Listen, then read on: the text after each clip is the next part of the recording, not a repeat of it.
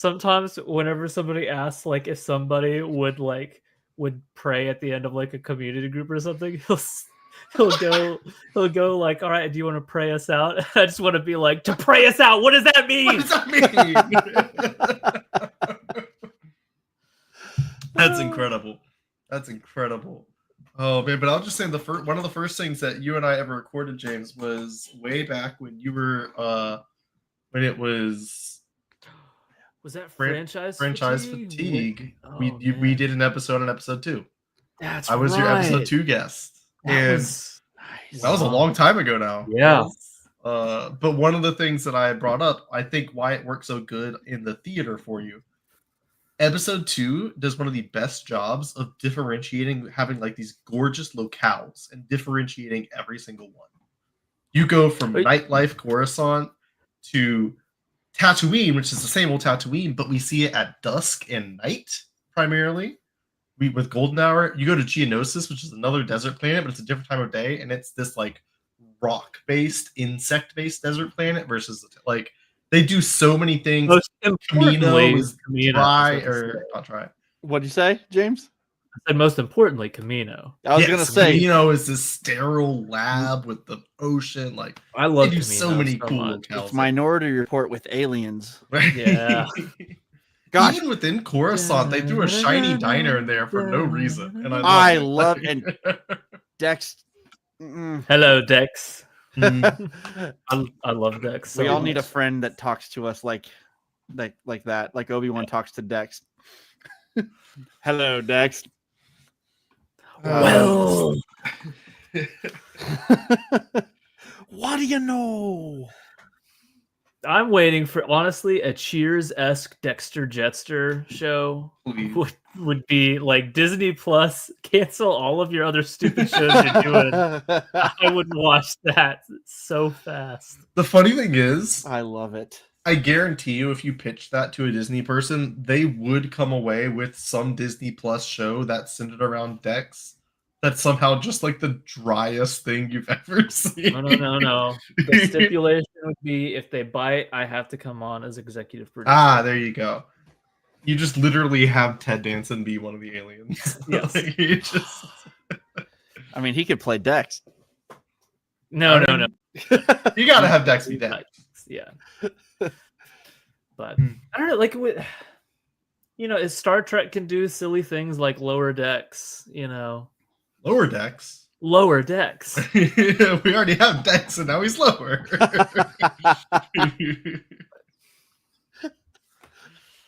It took me a second actually to catch on to that. Oh my god. Also, I apologize if my throat is a little whatever tonight. I've had a cough all day, so it's a little dry. But, does not sound bad to me. That's good. Glad it doesn't to you. Me, my entire life, every time I hear myself speak. It's the worst part of editing. Right? Oh my gosh, I hate hearing myself speak so much. Ironic, given how much I like to speak. That's what stinks. It's like I don't know how to shut up, and then I listen. I'm like, I wish I would have shut up. Why do I podcast and edit myself? This is why they pay people for this. Dude, for real though.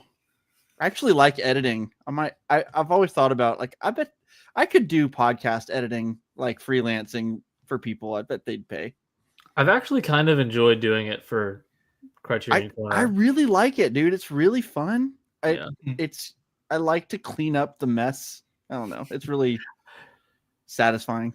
Yeah. I mean, it's the same thing. Like weirdly enough, like actual cleaning is therapeutic for me. Mm-hmm. And it's because I think I like watching the before and after. Like I like watching, because I'll try to clean like systematically, like, all right, I'm focusing on dirty clothes. This is before dirty clothes, and now this is after. And I'm like, all right, look how much better the room looks. Now I'm gonna do blah blah blah. And like putting on a podcast or an album or something and just doing that, like that's like, oh yeah. I love it. Having podcasts on is definitely like that is the time I'm listening to things. Yeah. Or when I'm doing the dishes too. Oh, I hate dishes. Dude, I hate it too. I did the worst chore by far. Today. It is my chore. This is my big one that I do. She does the laundry because I hate it worse than dishes. Oh, Really? dude, I love doing laundry, weirdly enough. I don't like it. I've never liked it. When I was single, I used to I washed my clothes, but I would throw my clean clothes on the bed and they would sit there until they were gone. Like they would just until they were dirty again. Y'all just remind me, I'm pretty sure I have clothes just sitting in the washer. Oh, that's the worst. They smell. I'll so check bad. it after the live stream. It'll be fun. Oh goodness. So we're supposed to have a couple more people joining us eventually. Hopefully they Okay. do. But even if they don't, this is gonna be fun. I'm vibing. Somewhat some semblance of an intro here. Thank you all if you're joining us. See, we got a few people in there. If you are in the chat and if you're joining, let us know that you're here. And if you're listening back on the audio recording, welcome. It is me, Michael, with Jim Jimerson. Jim. What Jim. What are we? Not Jim. That's my nickname for you, Jim Jimerson. And then we got Vuk for the first time on the show. I know, right? Yeah. This is gonna be awesome. And we're just, guys, honestly, we're just having a chill night. It's a live stream and it's just friends talking about movies and whatever. So it's just, grab your popcorn and join us in the chat and it's gonna be fun. And if you're listening back on the podcast and you're not subscribed to our YouTube channel, go do that so you can participate in these fun live streams that we're getting back on track doing. Because we were really bad about it there for a while. But guys, how's it going? Pretty good. Sorry, I was actually pulling up the live stream so I could see the comments people were leaving. Yeah. I'm good. I've been recovering. Well, no, I've had like a pretty busy weekend, so I was kind of under the weather a little bit. But now that I'm past that, I was able to watch cinema today. Something on chat saw. I to my shame, but very happily for me, because I got to experience it completely blind. Watched Casablanca for the first time ever today. Jealous. That's a blind spot for me. Yep. But I do own it already. I anticipate. That's actually it. how I got it. My sister had a few DVDs that they were getting rid of, whatever, and it was in there, and I was like, yeah, I'm yoinking that one. They're like, anybody want these? And I was like, there's no way nobody's gonna grab Casablanca because I'm grabbing it. That's awesome. I also got a West Side Story and iRobot in the mix. So nice. West Side solid additions for me. Yeah, I haven't seen it. I've seen 5 minutes from it, and that's it. So I'm really excited to see that. I actually heard the new one is awesome. But really? I've heard it's super good. I heard it's great. I mean, Spielberg, doing his thing. So he does everything well, pretty much. So I'm pumped to watch it. I own that one too. I have a lot of blind buys that I've been kind of slowly going through. I watched The Northman the other night. Oh, I wasn't there for this. Which was I've yet to watch Edgar's. Yep, it was my first. It was my first of his as well, and it's pretty crazy. Which I've heard that it is by far his most accessible film, which is pretty wild. But I really, honestly, I loved it. I think it was really, really awesome. I need to watch it again to process everything, but it really wasn't like super complicated or anything. It was almost, I mean, if you simplify it down, it was kind of like The Lion King. It's based off of they're all based off of the same Shakespeare. No, like Shakespeare based it off of. Oh, okay, cool. Like same kind legend. of Norse legend that Gotcha. Based off, Yeah. So it felt very familiar to me, which was cool. But I liked. I mean, man, the world was just incredible, and Eggers is probably possibly the most anticipated director I've yet to watch in my because honestly, so much of it hinges on The Lighthouse. Every time I've seen it after that movie, I'm like, I just feel like this is the kind of weird I like. I'm nervous about watching that one. I'm like, I don't know. This one feels like it might not the weird be that I like, and everything about it seems like the weird that I like. Oh, I didn't. Sorry, really quick. I was not scrolled down far enough. Curry is listening while driving. Yes. And we also apparently texting while driving. Yo, I'm just going to assume he's at a stoplight. But we also have Nicholas McPhail in there. Yo, what's up? What's up, Nick? There we go. Now I can see these things. What is up, y'all? Glad you're here. But yeah, The Northman was awesome. Really loved it. The Northman is probably my favorite of his three. I love them all. The Lighthouse is controversially. This is definitely not the norm, but The Lighthouse is probably my least favorite, just because I feel like I have so little to grab onto in that movie. I'm like, I don't know what I'm walking away with. To be fair, though, I also feel like everybody puts all three of his movies at like 4.5 and up. So like, oh yeah, like I legit, you know? I love The Lighthouse. Like I think it's amazing. So that right there, that explanation is how I feel about Blade Runner 2049. I freaking love it. It is my lowest rated Denis film. It is 4.5. That's crazy. It's 4.5. I will respect that it's a 4.5. I don't know how it's not a 5. Well, but, I also don't love the Blade Runner world as much as a lot of people. Oh, never mind. I don't respect anything you're saying. Yeah, I changed my mind. We're out. We're out. I do love it. I think it's really cool, but I'm not drawn to it as much as I was hoping I would have been. Like the first one, I think I gave 4 stars and not even 4.5. But I did like 2049 better, and it's my least favorite Denis Villeneuve movie. But it's still actually crazy. But it's still 4.5 stars, which just says how good he is. Like there's not a single dud at all. Yeah, I've yet to watch his early. Like honestly, he's one that I've seen. I don't remember the timeline of this stuff. I want to say I've seen everything Arrival and After, because like I haven't seen Sicario and I haven't seen Prisoners. What? I know. I haven't seen Prisoners and Sicario. Those are the big two. Yeah, I've seen like everything else. I've seen Arrival. I've seen Blade Runner 2049. I've seen Dune and Dune Part 2.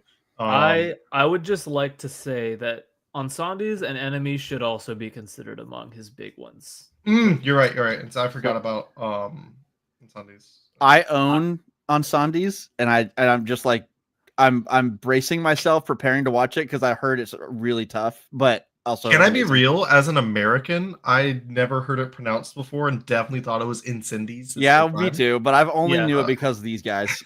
Well, and I'm still even like. I've started to think like, wait, I think it's Ensemble. Like, I don't know. Ensemble.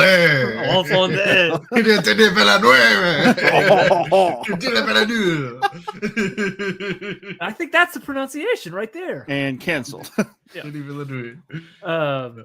But that movie, so when it ended, first off, I cried a lot. I just cried during the credits, and then I laid down on my bed and I stared at my ceiling for like 10 minutes. That's how you know. That's my kind of movie. That it is. Okay, you will be blown away. It is serious. When people are like, "Oh, and then I want to go back and watch." No, I'm telling you, On Sunday is the equal of like Prisoners, Arrival, 24. Wow, like man. It is every bit as awesome as everything else you've seen from him. It is. I think the only Denis movie I haven't put at 5 is actually Dune 1. And I love Dune 1. Which when I get. When I put in the review, that. I literally say, I don't know why this isn't 5, but I have to follow my heart. Like, I don't have an explanation. It wasn't for me until I rewatched it before part 2 came out. They re-released it in the theaters. Oh, it's fantastic. I love the movie. No, for real. I loved it too, but I rewatched it and I had it at, I think, 4.5 before. And after rewatching it, I was like, no, this is 5. I don't even know what that is no disrespect. No, not at all. Part 2 is superior. And so, yes, and part 2 was an easy 5 for me. Yeah, didn't even have to think twice about that one. Yeah. But no, I don't know how you say you can't get into the world of Blade Runner. Like, I didn't say that. I just said I don't love it as much as everyone else does. Okay. Because let's be fair to me. I'm not talking about Love and Thunder here. I will say, James talked about like sitting back on the couch after a movie or whatever. Like, that after Blade Runner, I am literally Vangelis's. How do you say his name? Vangelis? I don't know how to say. I think Evangelis. Vangelis. I'm gonna say. Anyways, he like literally his synth pad just like slides under me and just lifts. No, me the up score into is another- top tier. The and I'm score just is- like sitting like this as I'm pondering life and everything for the next like half hour. It's every time. the score is amazing for both. I'm not disputing that remotely. Also, the way that you just described sitting there at the end is how I felt after Arrival. Arrival, I think, is still I think that's still my favorite of his. Arrival's so good. I need to see it again. Oh, I Honestly, it love was the first one I ever saw of his. Before I like knew it was Denny, you know, whatever. I just saw Arrival and was like, "This is amazing." It's so good, dude. You're gonna love Sicario. I know think I you're am. gonna- I Sicario is really my need to see favorite. I think you're it. gonna love really Sicario. need to see it. I also love. I think I like Prisoners even more than I like Sicario, and which is insane. I But love Prisoners as well. Prisoners is just that one stuck with me too. Oh man, that's tough. That's a tough watch. I think I have Arrival, Prisoners, Ensemble, Sicario, 2049, Dune Part 2. I think I have all of those at 5 stars.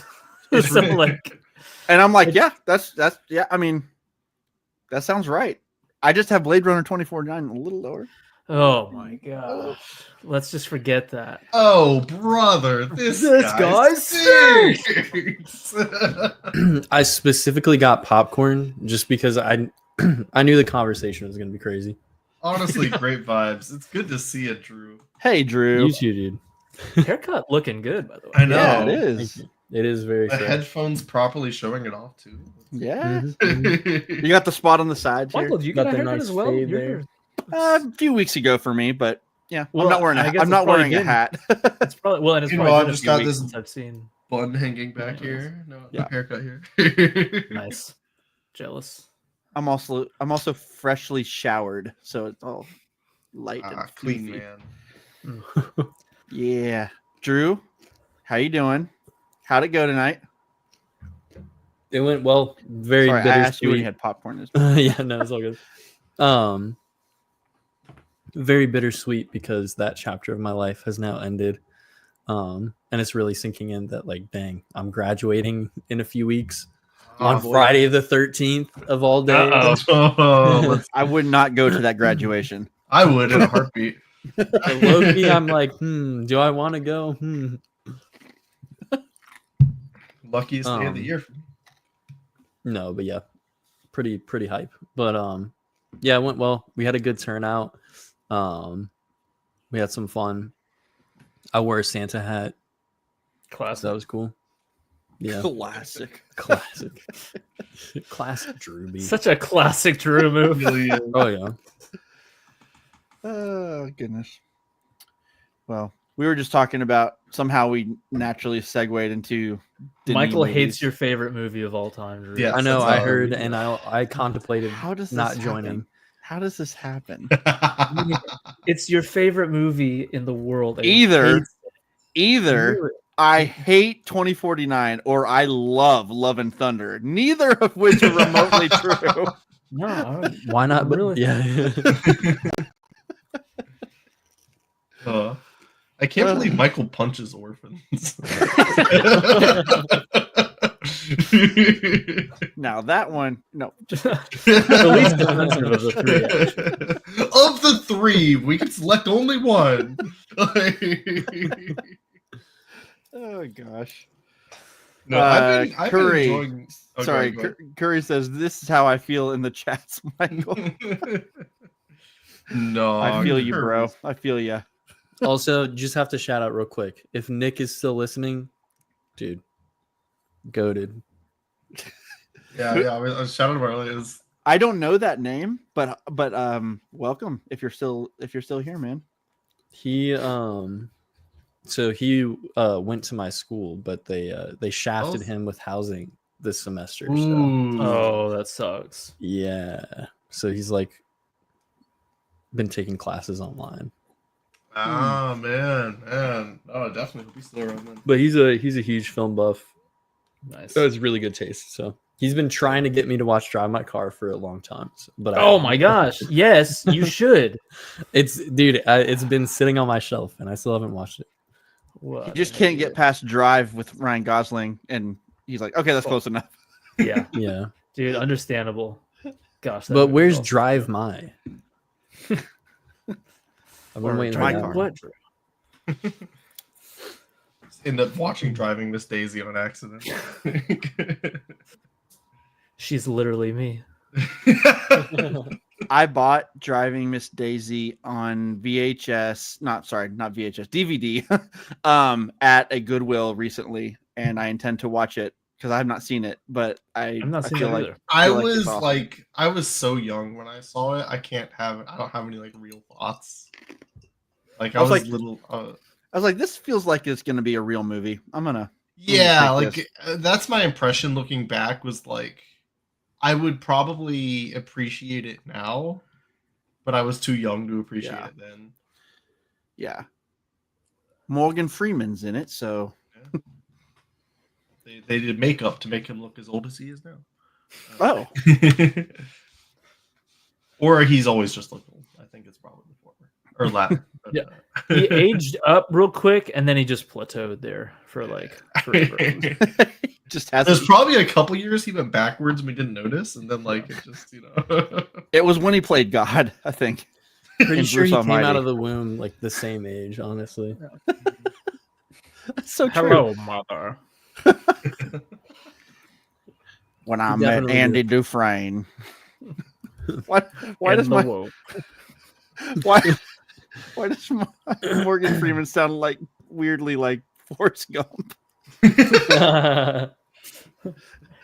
Get busy living or get busy dying. Dang it, that's more like Cleveland from Family Guy. you say that was neither of them. You know. Oh man, that's another movie I haven't seen in forever. Which one? Forrest Gump. I was gonna say That's a Shawshank. blind spot for me. Yeah, I was That's- again. I was young enough. I I don't- was old enough to be able to watch it, but I like, don't love Forrest Gump, to be honest. That's my fear. That's my fear. Is I worry that I'm not gonna. There's a kind of like '80s feel good drama that I don't worry, it's not feel good. Well- It's not feel good. It's Okay, not feel okay, good sorry, at all. sorry. Not feel good, but the kind of it still managed to be like this big crowd pleaser, kind of like Mhm. everybody. Just it was Sure. just. And I am curious how I will feel on rewatch because think- it's definitely a I want to weird say film. that movie, I have a slight bit of resentment toward, just because I know, if I'm not mistaken, it came out the same year Shawshank did, yeah, and It it beat won Sh- the Oscar for Best Picture instead of Shawshank. If it I'm not beat mistaken. Shawshank and Pulp Fiction, which is just like which yeah, it's Well, not can deserving. we talk about how The Green Book of that year. people like? Nice. I was talking to a friend's mom a few months ago, and she was talking about how she was choosing between Superman and Indiana Jones to go to the theater, and I'm like, oh yeah, what an era to be able Yeah. to be like, yes, I was choosing between two of the like greatest. Well, I mean, Superman, different topic. But two of For these, then, like, right, like two of the most popular, iconic portrayals of characters yeah. in modern history, both in the theater at the same time. Like, crazy. absolutely crazy. It's almost like when Saw 10 and Paw Patrol were out at the same time. True. How do I decide? Not nearly on the same level as or sorry, Barbenheimer was not nearly on the same level. No, not Saw Patrol. That was- No. Saw Patrol is undefeated. Saw Patrol. I do think about though, like what the future generations versions of that will be. Like, will Barbenheimer have some sort of status that carries into Felt like a future cultural. generation? It felt like a cultural moment, a bit. I doubt that that the particular moment itself, like the Barbenheimer thing itself, is going to carry on too far beyond. Like, I don't think Barbenheimer as like a thing is going to be remembered, but I think both the movies definitely will. I think studios are going to try to make it be remembered because they're going to try to force different versions of Barbenheimer, and it's never going to work the same way. Yeah. I don't know, dude. Glick It is pretty crazy. Click it. Why are we talking about Pokemon?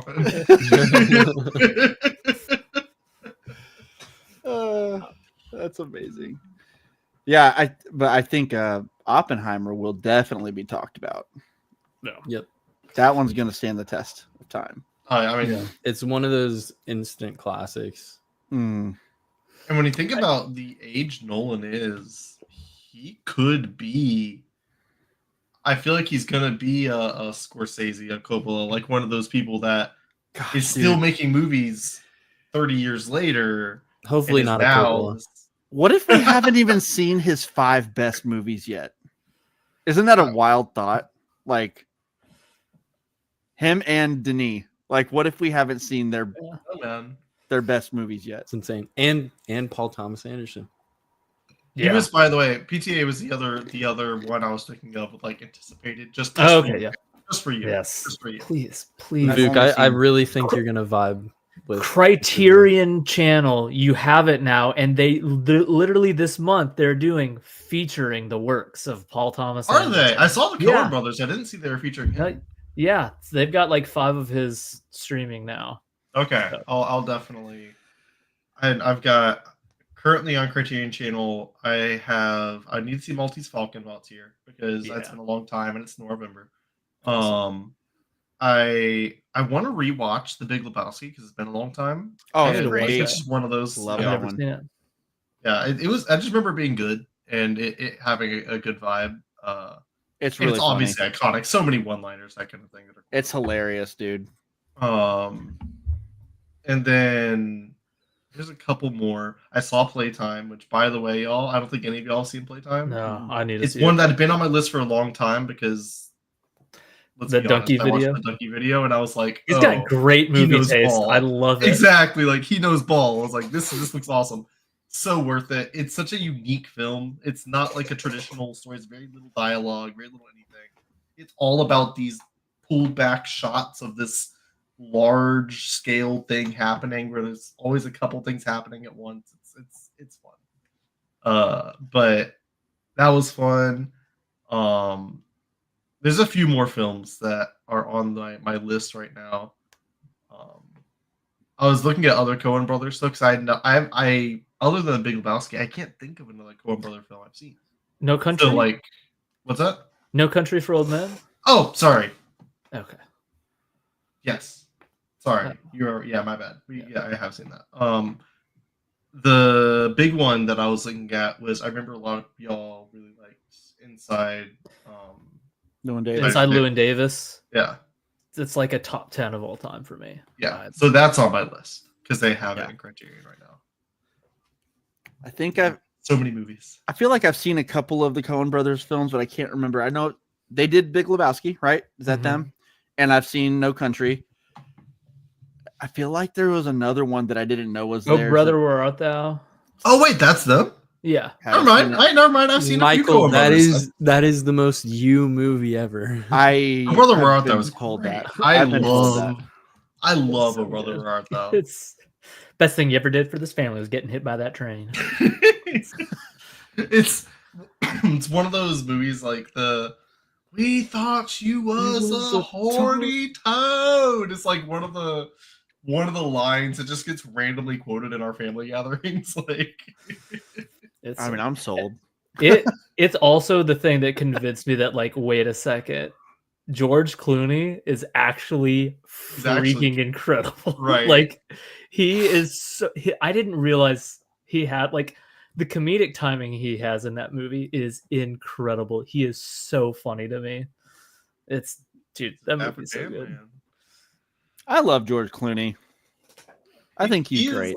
I think he has. I just made this connection. I feel like he has the same kind of charisma as like Pierce Brosnan. Like, there's not many people with it. I'm a little surprised he never played a Bond. Actually, Well, he's not British. true.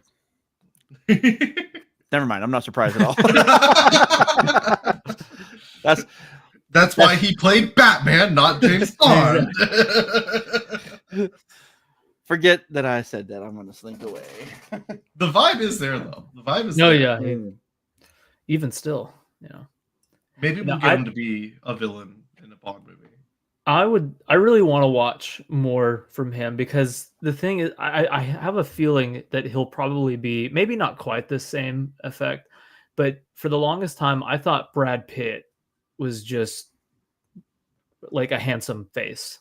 Sure. Dude, he's like so growing good. growing up, I just saw nonstop ads, probably because it was on like whatever DVD I watched all the time, whatever it was.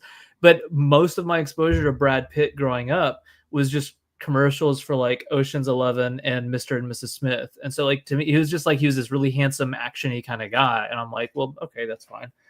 And then I watched Seven and Burn After Reading and I need to see that one. Assassination of Jesse James and Fight Club and like just all of I just The watched Tree all of Life, dude. The Tree of Life. Like I watched all of these and I'm like, holy crap, he is one of the most talented actors I've ever seen anything. He from. can This do guy anything, dude. He can't, like, his comedic timing is incredible. He has one of the funniest like single deliveries of a line in Burn After Reading ever. It's like when he said it, I was watching with a friend, we paused it, we laughed so hard at it, and it's all in his face and his tone. I'm like, this guy is hilarious.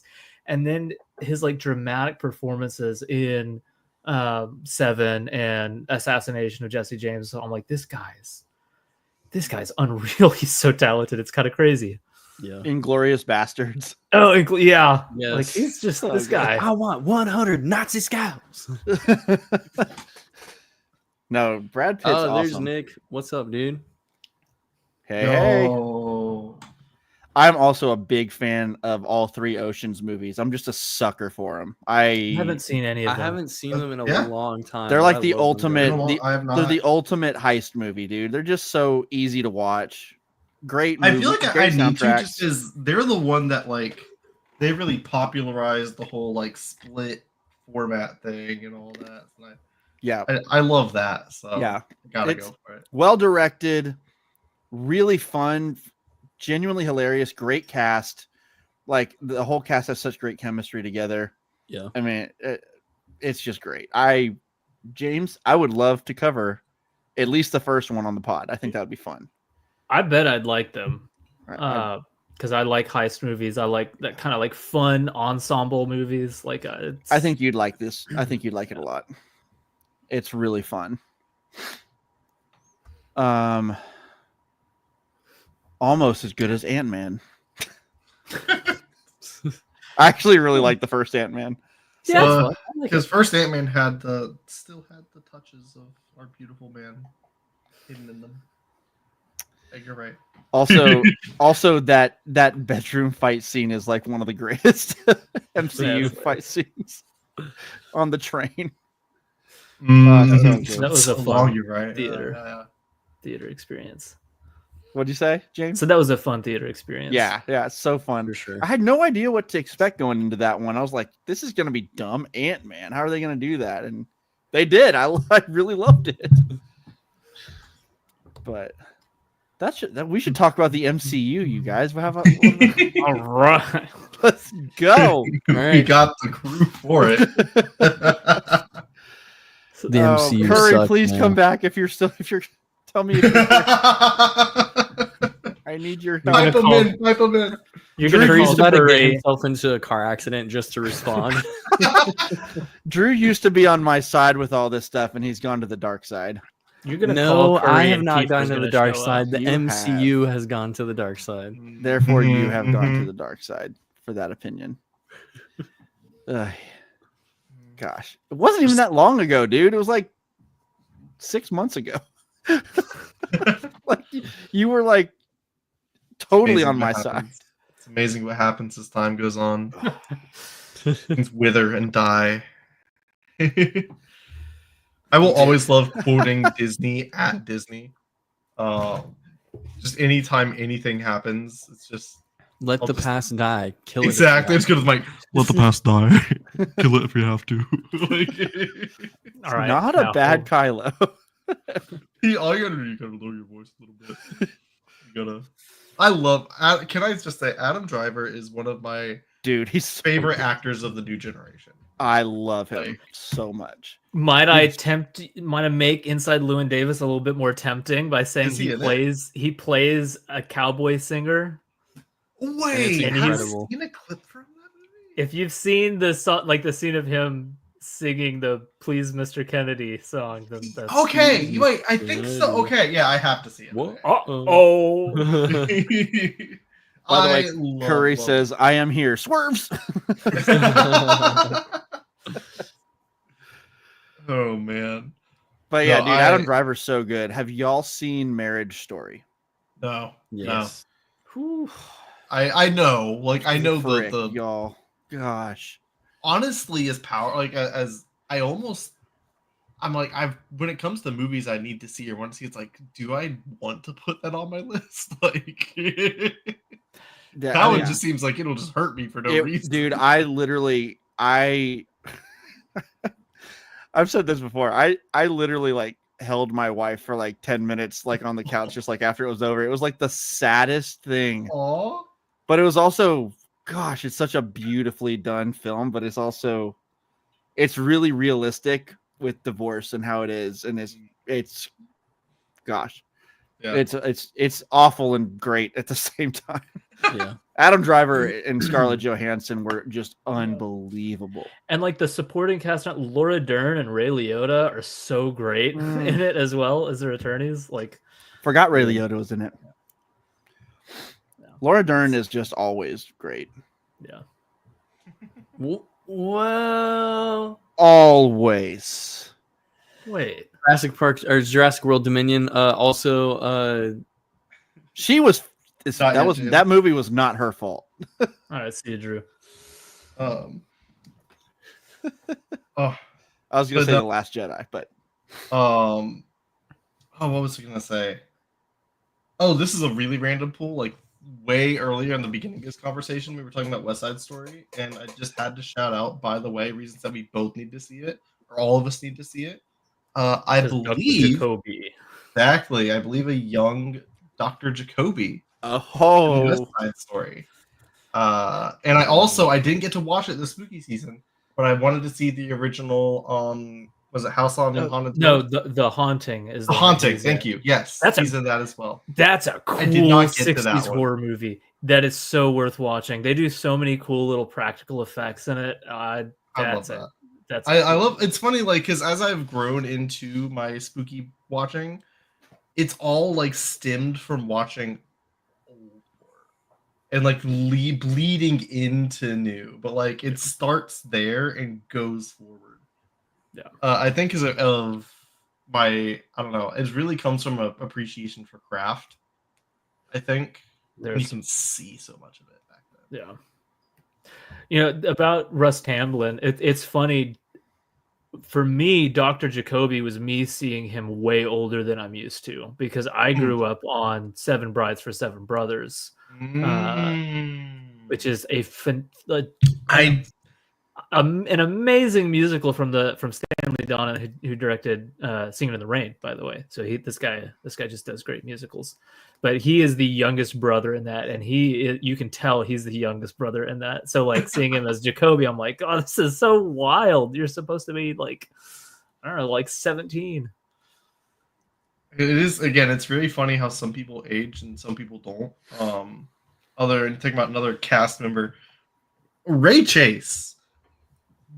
His hair changed color, but like, I'm sorry. Did I say the name right? Ray Wise? Ray Wise, sorry. Ray Chase is a voice actor. Ray Wise. Ray Wise. I don't know what I'm doing. Ray Wise. So good. Like, yes, he's aged, but like I swear he is not aged. Like something there's people that carry their youth in their spirit, and like Ray Wise is one of those people. And honestly, Bobby's also one of those people. What's his actor's name again? Because his smile will light your day still. Yeah. Like Dick Van Dyke.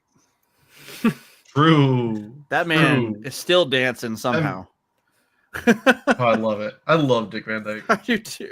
I love that. Looks show, so dude. good for his age too.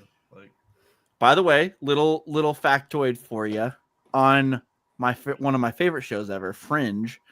There's a Dr. Jacoby reference. Yeah. It's amazing. I've heard Like that there's one in there. Yeah, It's a full-on name drop. Yep. Like he pulls out the sunglasses. Like Nice. and he's He's like, like- these were gifted he's from like- one of my friends, Dr. Yeah, Jacoby. I got them made from an old friend or whatever. Yeah, Fringe Dr. is like Jacoby, yeah. one of those shows that passed by like a ship on the night. Like I was like, I should watch that. But my family didn't my family didn't want to watch it. And so we didn't, and I never watched it. And now like looking back, it's like I really want to see this show at some point. You gotta watch it, man. You gotta watch it. There's too many things to watch, Michael. I know. I know. I'm so far behind on current stuff at this point. I gotta watch The Penguin. Same. Yeah. I gotta watch Arcane. I've seen season 1, but with season 2 Haven't coming seen any out, of it. I Haven't seen any of it. really need to see season 2 of Arcane. I'm there's no current show that I'm able to keep up with right now. I've just It's resigned tough. myself to watching, like, catching up on older shows, and I'm like, at this rate, 15 years from now, Hey. I'll start The Penguin. You know you got the good stuff. You know you got the good stuff doing it that way. I am weirdly in a similar place. Not exactly, because I do want to watch The Penguin like soon, and I want to watch. I actually did start Agatha All Along. It's not bad so far, actually, for real. Yeah, Seriously. that's coming from 11 Thunder Love. Seriously, not a lover. You guys keep saying I'm a lover. I'm really a thunder. What can I say? I'm really more of a thunder. We have concepts no, of the for real, cinematic universe. It's really not bad so far. But I've seen 2 episodes. Wild, like, I mean, overall, people tend to like that show, actually, which I was surprised by. I mean, it has Aubrey Plaza in it, so. I mean, and she's already great in it from what I've seen. But I also did start Alias last week for the first time, which nice. I've always wanted to catch up on that one. That's a classic. I want to JJ. watch that one too. It is so 2001. It's insane. Nice. Yeah, I love that. Yeah. Not like a Space Odyssey, like really 2001. Like the year 2000. That honestly sounds like a vibe. Yeah. It All is. about It's my very 2000 much a vibes. vibe. Bradley Cooper just getting started. Bradley Cooper's in it. Whoa. Yeah. Like Hmm. unfamous Bradley Cooper is in it. And I mean, Jennifer Garner is awesome. It's always crazy when you see these things that like somebody that wasn't big and you like catch them at this moment. For me, this season was I was determined to watch different kinds of horror for spooky season, and so I watched one Rob Zombie movie. You're like, that's Which enough. It was enough. It was, however, House of a Thousand Corpses has Rainn Wilson before The Office happened. Whoa. It Yeah. has Chris Hardwick as an actor. It has Walton Goggins. Yeah, dude. And like, Gosh, I love Walton Goggins. right. Yeah, And so like totally. I was like, what are you doing? Is it not Walton Goggins, the guy in Shanghai Noon? Does he not play one of Roy's like henchmen at the beginning of the movie? So long since I've seen it. He's the guy that's like, in my mind at least, he's the guy that's like, Roy, you just blew the shit out of our fruits. You know, I that can line- picture him saying that. that line has stuck with me forever. Yeah, yeah, he's it's in one it. of my all-time He favorites. is in it. He is in it. So Okay, that's him then. probably- Oh wait, no, Yeah. I have seen Shanghai Noon. It's been a long, long time though. I freaking love Shanghai. That's so Noon. funny. So I haven't seen Oh, him that's forever. great. No, he's one of like he just I feel like it's funny. My first time I ever saw Walton Goggins, and knew it was him was probably American Ultra of all movies. Haven't seen it. Nope. Oh, that's okay. I feel like a lot of people haven't seen it. That was actually such a fun movie. It's literally if Hotline Miami was a movie. Like, I mean, like the game Hotline Miami. It's this like psychedelic action acid like. Jesse Eisenberg plays a pothead Nice. that's actually a sleeper like agent kind of person, and Kristen Stewart is his girlfriend, and they just do action stuff that goes crazy. Nice. It's actually a great time. Byron would Stewart. love this movie. He does actually. I am shocked. I tell Can't you. confirm he's the only other person I've like that actually has watched it. And like, Speaking of Byron, I know he loves Justified, and Curry just commented There you saying, "Watch Justified for Goggins' best." I've heard my older brother loves Justified, and he loves Walton Goggins in it. So that's like the biggest draw. For that Who's show. the star? Who's the lead in that show? Timothy Oliphant. Oliphant. Yep, Oliphant. Have y'all seen The Hateful Eight? Nope. I have. Okay, that was my first like Walton Goggins, and like in a movie as stacked as that, like Kurt Russell, Samuel L. Jackson, like this is. Yeah. I walked away being like, who played that character? he's so Because that distinct in guy, everything he does. Absolutely. he is probably one of my favorite performances ever. Like he is so good in it. Yeah. And he does a great job, and like I feel like he's really gotten to come into his own as his career started to kind of come through. Yeah. Yeah. Also, like- shout out to his performance in Fallout. That's what I was about to bring up. Was I feel like he was kind of the carrying lead name in Fallout. You know, it was like, Yeah. oh, Walton Goggins is the ghoul. Like, he killed it both as the ghoul and also in flashbacks. Like, he's Yeah. great in it. So fantastic. What a honestly, like what a shockingly good show. Seriously, I love Fallout. Kyle MacLachlan is in it as well, Yeah. and he's awesome. Yes. He's now officially a draw for me. You say Yeah. his Oh, name, yeah. and I'm like, who? I know. I Right? gotta It's watch great. it then. I have another draw for you. Jonathan Nolan created the show, so He Oh, is nice. a little more. I feel like he's had a couple of misses, but maybe I could be thinking of someone else. I have a draw for me. I thought Westworld was really strong at first, but I feel like that really fell off hard. yeah, I heard it did fall off. And that was his, right? That was Jonathan Nolan's Yeah. baby. Yeah. Yeah. That's a good thing because I had started to watch Westworld at one point, and I never got. Dude, Just because of time, I never got. honestly, past it the episodes. started I love off the vibe. really cool. Yeah. I loved it at first, and then I don't know if I just got tired of what they were doing, or if I just felt like it was falling off and getting a little too convoluted. But it was not great, and I kind of fell off. I didn't finish the show, but I really did. That first season was awesome. It was really freaking good. Got me. Who was the guy? Jeffrey Wright. Oh, I know he's awesome in it. Yeah. The guy that plays oh my goodness, I'm blanking on it. I'm gonna have to IMDb it because I'm not I don't remember any names or anything from that show. Speaking of been IMDb, look up my name on IMDb because this Yeah, that's right, brother. Yeah. Yes, sir.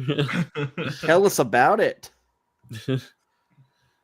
I got the first of many IMDb credits for an ESPN show of all things, but That is unexpected. yes. First of all, forgot James Marsden is in Westworld. I love him. Yeah. Oh. He's like one of the main. Yeah, I forgot. Jimmy about that. Simpson. Jimmy Simpson. That's the guy I'm trying to think of. He was in House of Cards, and he's awesome. He's so good. But more recently, he voice acted Hemlock in The Bad Batch. Hmm. Who was Oh, him! Yeah, he's great. He's one of the McBoyle brothers, and It's Always Sunny in Philadelphia. okay. Which I need to see, I guess. That's the one show I've never really gotten into. It is.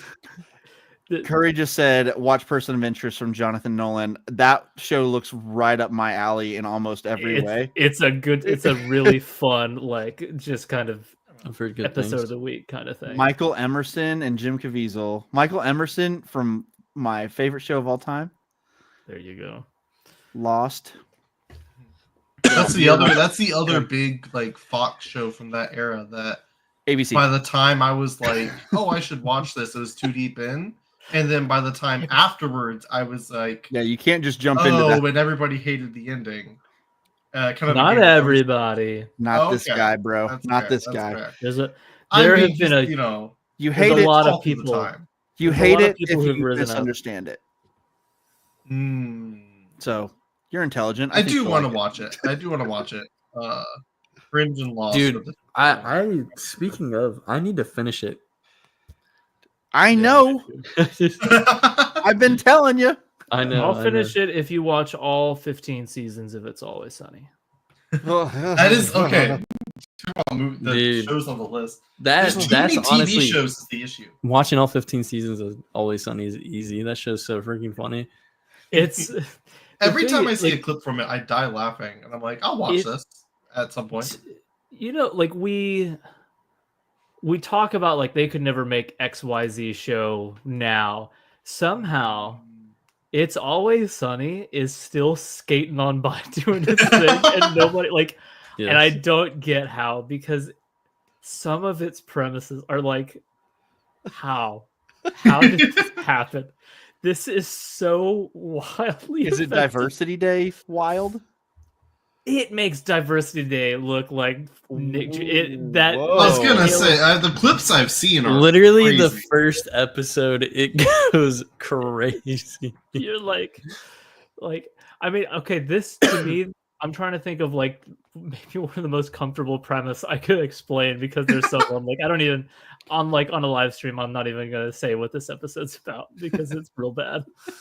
Like one of the more innocent ones is like they're like, hold on, I'm trying to remember, because there's a couple that flow together, but I know there's one where like they all just, I think it's to try to receive benefits of a program that they all like try coke, but they all actually get addicted to cocaine. Oh yeah, I remember that one. It's so good. And like it's just that's like the most tame that I can remember right now. But most of the main weirdly harmonized like a little bit just then. That was weird. Beautiful. No, there's so many shows that I need to get to. That's actually, if you can just sneak in half an hour episodes of that every now and then, it's worth it. For me, the kind of lineup I'm looking at is I'm gonna try and kind of go through some of the cinema that jumps out to me in Criterion Channel. There's so I mentioned the movies I mentioned earlier. Also, it's on HBO Max as well, but I never got to watch Stalker. That's what I definitely want to watch. So that's on Criterion. But once I get through some of those like really big iconic movies I know I really want to see, I'm gonna finally get the Netflix subscription to watch. The top priorities there are if I don't see Phantom Thread on Criterion, it was on Netflix last I saw, so I'll watch it then. I think it's on the Criterion. Okay. So I'll grab that there. And please, okay, a lot of them, but like you would love Punch Drunk Love. You would that's all love that. Right, yes. I think you would love Magnolia a ton. And Magnolia is insane. Yeah, and I still think The Master is the greatest film of the 2010s, and that's on there as well. So. Yeah. Wow. So like, that's saying something. But then in Netflix, talking about shows, I'm gonna do the dive. I'm gonna watch the entirety of the Breaking Bad saga. It's going to happen. You are. It'll happen. I promise. I need to watch Better Call Saul. But dude, you're Breaking Bad. Oh, I honestly, it's funny is like even without y'all talking about it, I'm just naturally more interested in Better Call Saul than I am Breaking Bad. I almost like want to go to Breaking Bad just to get to Better Call Saul just because of the vibes. It won't be that way, I promise. No, I know I won't. I know It won't be like that a way road for trip, long. But I'm ready. I don't know. I just love the vibes. But even with that, I also have Arcane season 2 to watch. If I were to somehow have time for more shows, and I wanted to get like a secondary level, I do want to keep up with the kids and watch Stranger Things, but like I don't think I'm gonna get You there. should do it. It's great because there's so much. Because there's also movies on top of all those. It's not shows. that much comparatively. Well, yeah, but I'm saying to get to it amongst all the other things, like that's a lot. I mean, there's not that many shows out there if you really think about it. just a few. It's fine. Kidding. You really do have to just choose what you want and just kind of right. It's so tough. I mean, I got to watch over the Halloween season. I watched 1, 2, 3, 4, 5, 6, 7, 8, 9. I watched 10 different movies that were like spooky movies. But my list, the green check marks are what I watched. Those are all the ones I missed. Like that, there's so many. Yeah, so many. There's some great ones on here too. Dragon M. This is Drew Miller, right? Am I wrong, Drew? I'm sorry if this is not Drew, but I'm pretty sure this is Drew. But he says, "What are we getting into tonight, fellas? We are getting into all of it. We're just having a fun. We're just off the cuff chatting. Where the flow takes us. Just chilling in Cedar Rapids, dude. Yeah, it's Drew. You already know. Worst.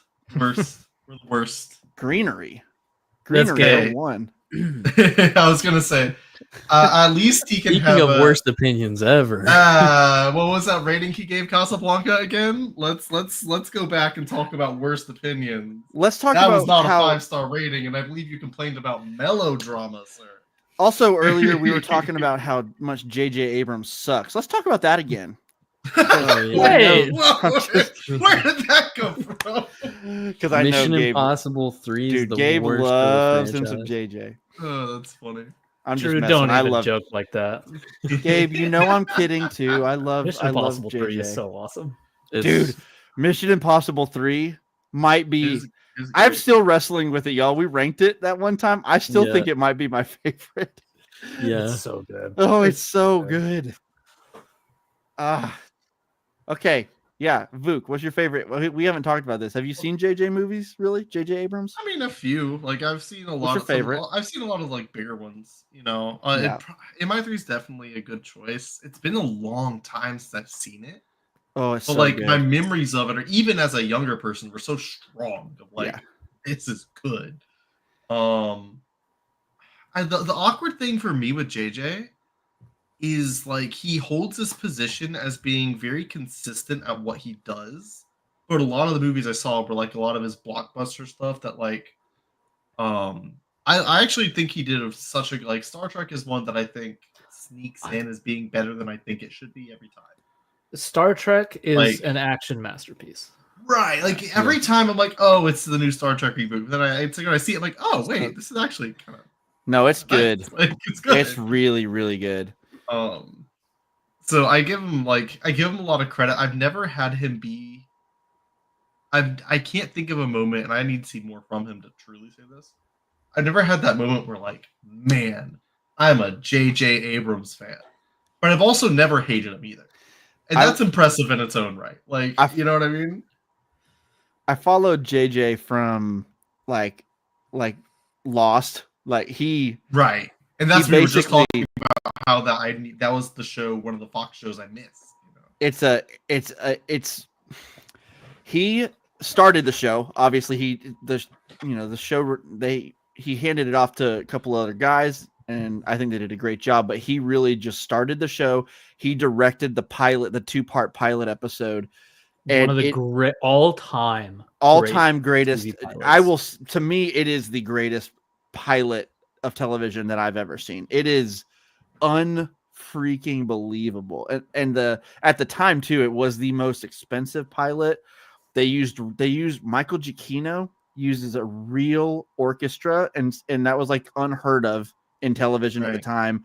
and it to this day is some of my favorite score of all time is from Lost. But I was. Oh, go ahead, finish your thought first. I was just gonna say I've been a big JJ fan ever since then. And then he started doing Mission Impossible, and he did Star Trek, and then he did Star Wars, and I was so all about JJ. And then Rise of Skywalker came out. Hey, that movie freed me. I'm fine. And he hasn't done anything since then, and I need him He's to really redeem. just been recovering since. I need him to redeem. He's Palpatine now. A little bit. He's Palpatine just laying down. He needs to. I need him to come back like Palpatine. when he finally comes back, it's gonna be like somehow JJ has returned. Exactly.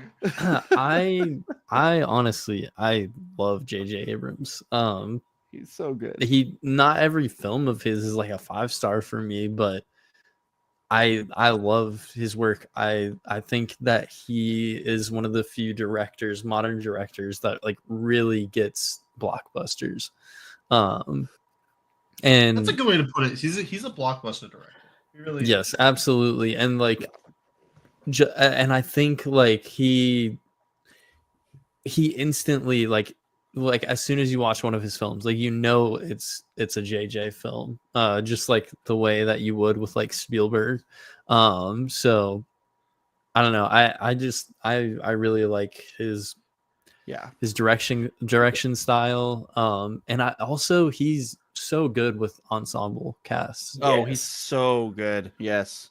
To me, he makes like just the conversations on the bridge of the Enterprise as exciting as any action sequence, like the back and forth.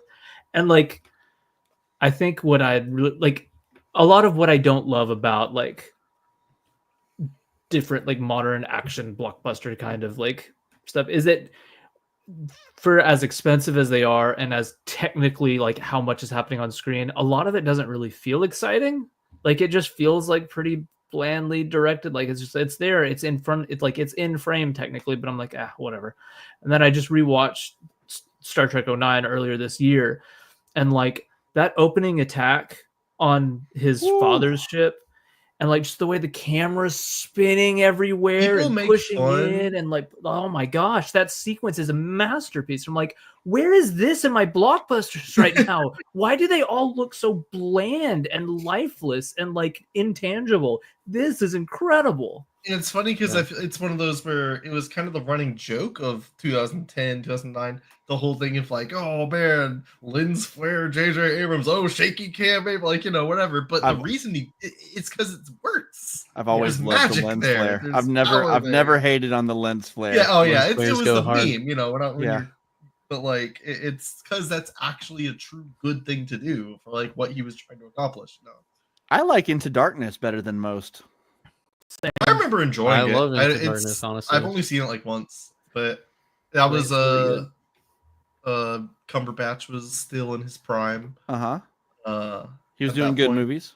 Is that weird, by the way? I feel like there was a time where I thought Benedict Cumberbatch was going to be like one of the next great actors, and then just kind of was like, actually, I'm just going to be Doctor Strange, and I'm just going to only be that. Now. He is great.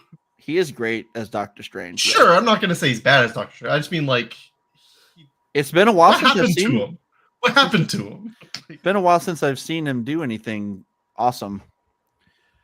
Real quick, I was gonna say he gave us a couple things here. Yeah. So he says Wes Ball is the heir apparent in my mind of the JJ energy in modern blockbusters. I need to see more before I say that, but I can get behind that. Awesome. Kingdom was amazing.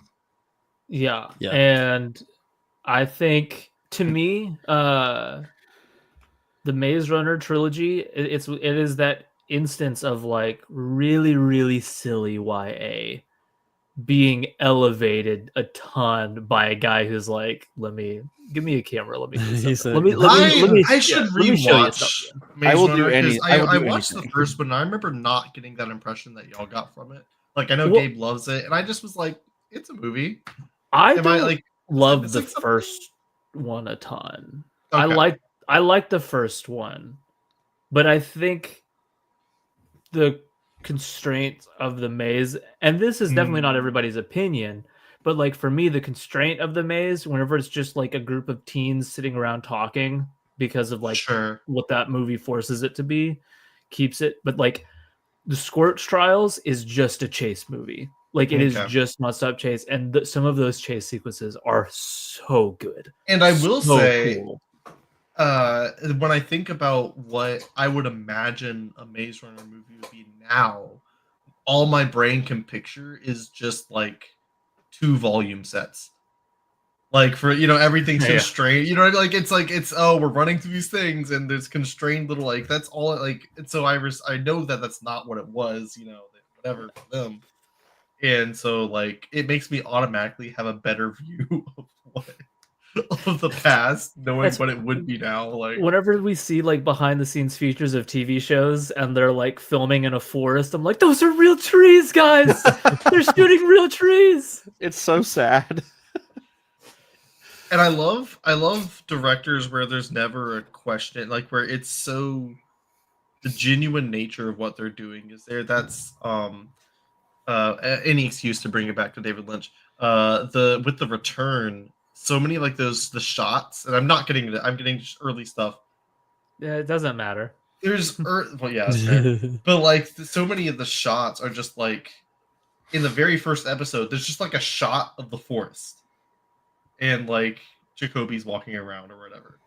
And it's just like so obviously everything is so obviously happening tangibly in the moment.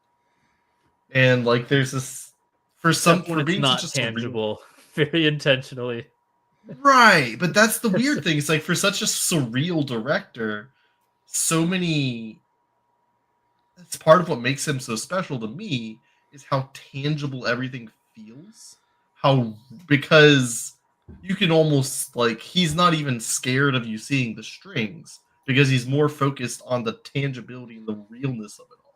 Well, and then he's using like flash animations. Yeah. Oh, yeah. Absolutely. I'm not like. Of course he. This is weird. Which works mishmash. To me. It's not an insult, but like no, it's such a weird mishmash. That's what I'm getting at. Like, but it's almost like because all of the quote unquote normal shots, because of all of that being so real feeling, because it kind of makes, when it does go crazy, it makes it believable. Yeah. Because the rest of it doesn't feel untangible. Yeah. So yesterday, I had Stone on for Criterion Corner to talk about Eraserhead, which is, whoa, man. I need to see it again. I love that. It's incredible. But I was going through the supplemental features, and there's a quote from Lynch that I'm like, man, I love that. Where he said, once you create a world, no matter how strange it is, you have limitations, and you have to stay within them. And if you break them, things fall apart. I love that idea that, like, when you create a world, once you say, all right, and finish, this is the world, that you've now defined things like, okay, this is what's allowable and not allowable.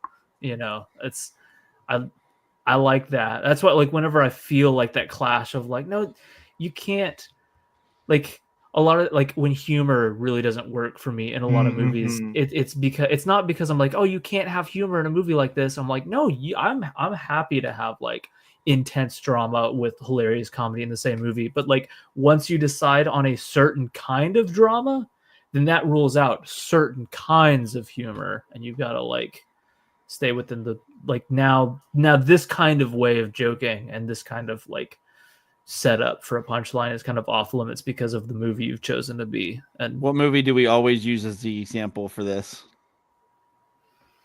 It's the perfect example of this. Empire. Oh. Like always. Oh, of it done well? Yeah, of it done well. Oh, yeah. We always bring it back to Empire because the comedy in that movie is, I think it's the funniest Star Wars movie. But it's not. It's also the most serious. It's not. It's so serious. It's definitely like the darkest Star Wars movie. At least I think it is. Well, no, maybe Rogue One is. But either way, like, give it to Empire probably. Yeah, just for the sake of this point, I'll give it to Empire at least. But but it's definitely the darkest, at least to a point, and then it is the funniest. Like the stuff with Han and Leia at the beginning on on Hoth is just so funny. It is natural. It's not just jokey. It is two actors that have insane chemistry and really great dialogue. Could use a good kiss.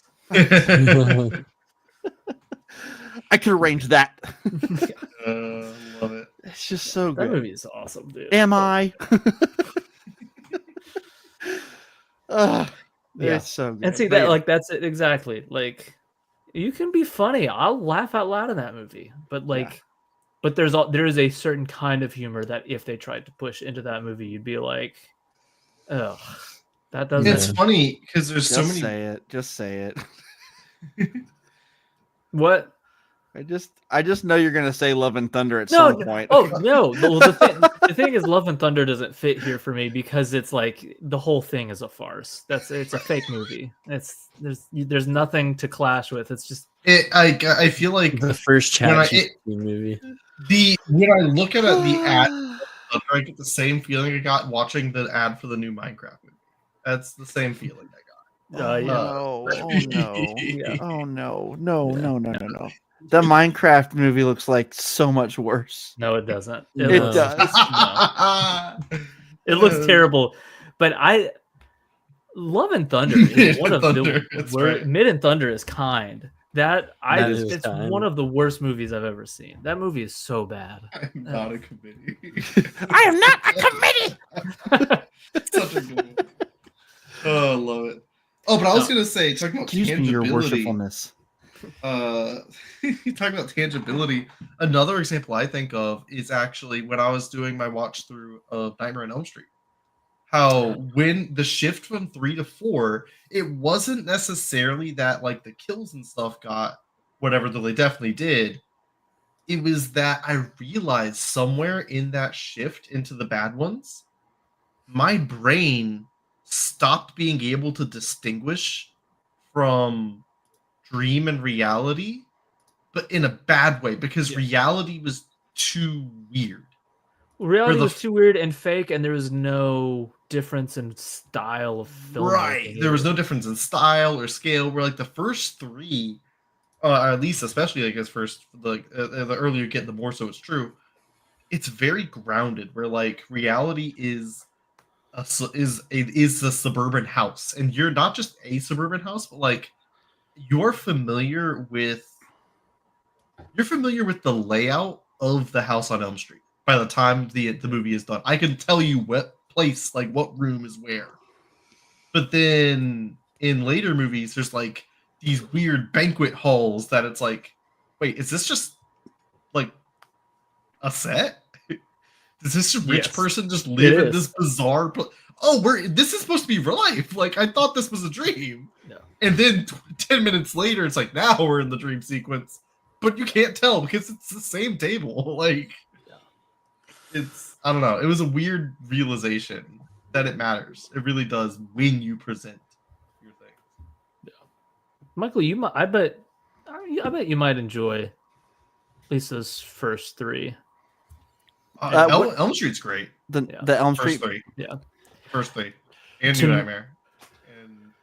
Elm Street 1 has one of my favorite horror effects where they build the wall out of like latex so that he can put like it looks whenever it's not doesn't have pressure on it, it looks like a solid wall.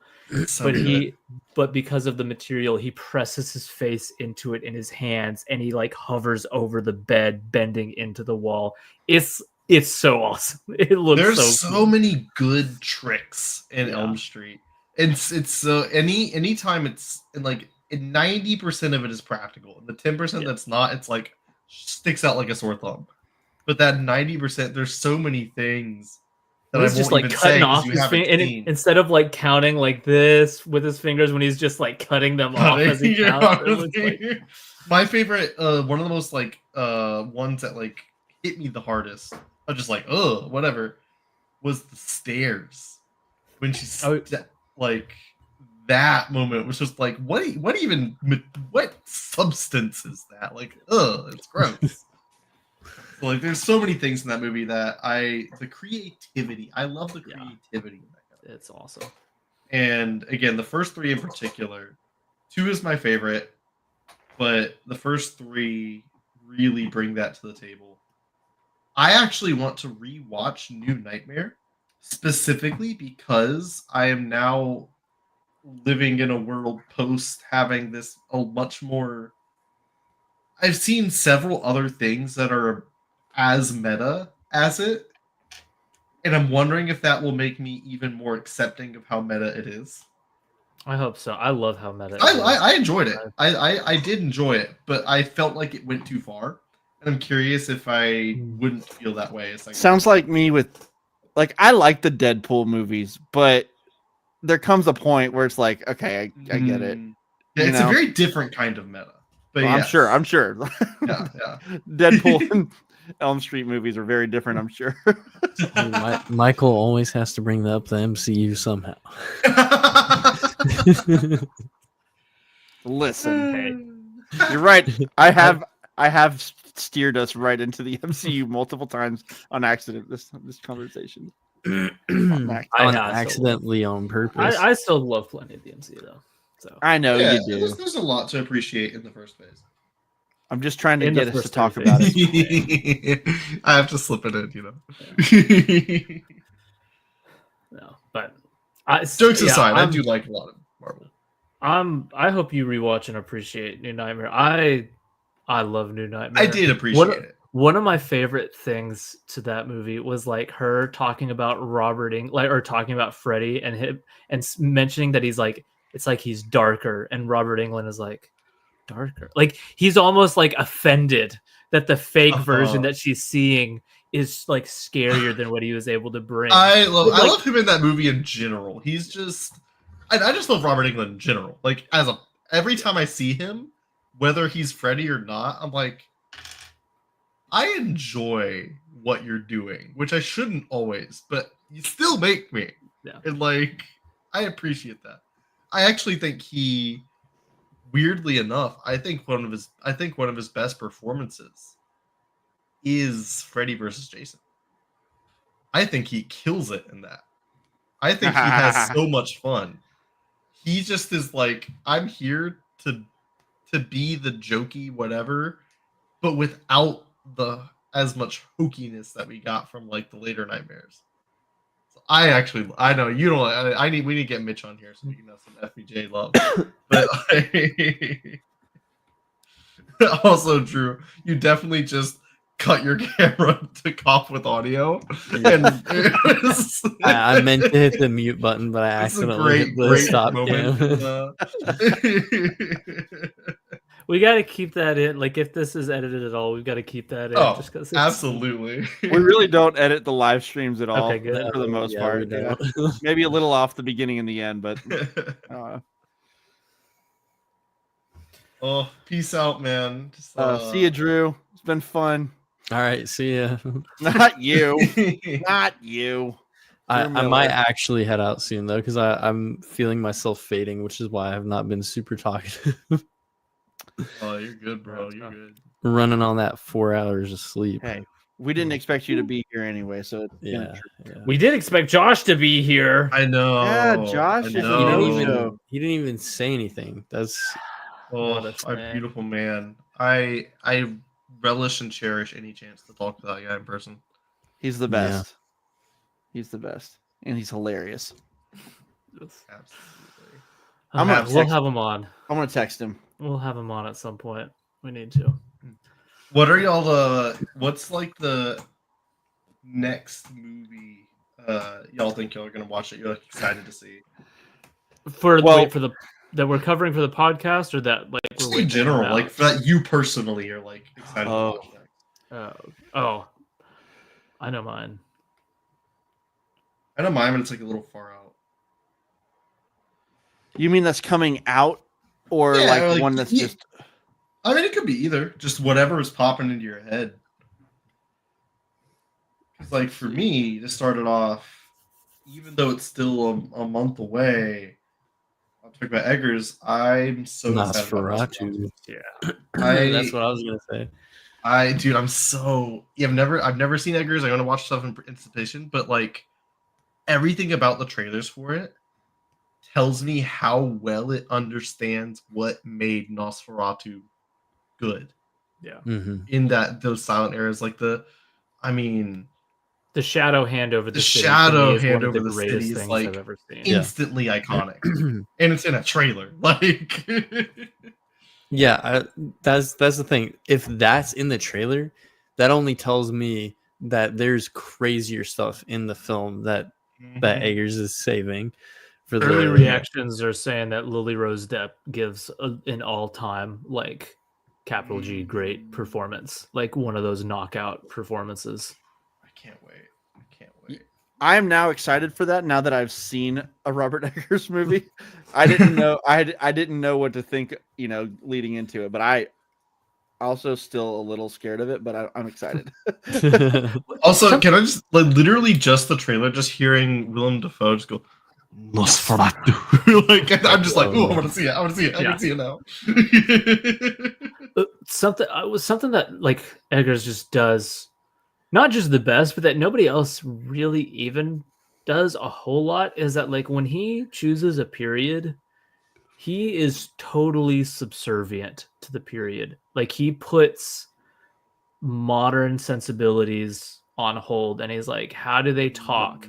What stories did they tell? What did they like, whether it's the witch or the lighthouse or he said, like, were it not for like just a mandate of like I literally couldn't do this, is like they wouldn't speak English in the Northland, but they had to because of the movie. But like what I love is that like to me the Northman, it feels not like a modern Western kind of film, even just like in terms of its protagonist. Like there are times with its protagonist where I'm like, I feel like the movie is wanting me to be like, yeah, root this on, isn't this awesome? And I'm like, I don't know. I feel like it's because like the stories that they would tell, at the time is just, it clashes with like what we're used to in a protagonist and what like what you root for and what you don't, and blah blah blah. Like there's a dark scene where like some effed up stuff is kind of happening in the background and he's just chilling on a chair, and you're like, no, like movie today tell me that like he goes and intervenes, and the movie is like, this is his world, like this is just what, like he's just there chilling on a chair. Like that's what would happen. But and because of that, it's why I'm so hyped for Nosferatu, because I'm like, it's not going to be any of this Coppola 90s Dracula that's just like, I'm so sad I didn't get to it on my list. I'm so curious. I have to know. I really don't like it, and I hate that I don't, because I love Coppola. I feel like my anticipation is that I'll love it, but in the most like I'm here for the ride way, not because it's a ride. It's for sure a ride. Its sin is not being boring by any means. But like with Eggers and Nosferatu, it's like he's gonna revitalize. Dedicated. I really hope this will revitalize like the vampire genre, because vampires like horror. We got Nosferatu in December, we've got the Wolfman in January. I really hope that both of these will like smack Hollywood in the face and be like, hey, if you actually take these types of characters seriously, people will watch it, and people like will enjoy it, because like there are so many bad vampire and werewolf movies, which is insane to me, because it is like one of the most basic like things. Like we've had that kind of thing in media for like, in literature, all this stuff, like right, like it's one of the oldest things out there, and like you're telling me like we haven't had a good one of either of these in like decades? Like it's just insane to me. So I really got Twilight, bro.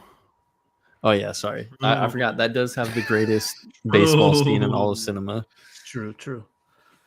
My favorite part, I actually did after like a few years ago, I watched just the first Twilight. I need to watch the series, just the one of it. No, you don't. But my favorite part is still just when Edward sits by Belle and he's just like and you're just like, what are you doing, bro?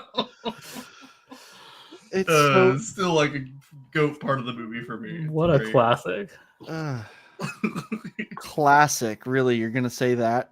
about Yeah, Twilight? absolutely, dude. That movie is hilarious. It really is. It's great. Oh man. Ugh. But I'm curious about like the ad for Wolfman has me like, I don't know. I'm not as interested in it. I feel like it had a bad start with the way they revealed it. Let's be fair, that didn't help. The very goofy like costume guy. But the ad, like I liked what they were going for. The one thing I think that concern that like popped in my head, and you know, you're allowed to have your own adaptation. What stands out to me about Wolfman as a concept is the idea of it being a passing state. That it is this moment, this night of frenzy, and then you're human again. Whereas this seems to be a much more like about this passive or like gradual transformation. Yeah. And I don't know, for me, I enjoy that duality of man that's explored when it comes to like, you're this monster, you're this person.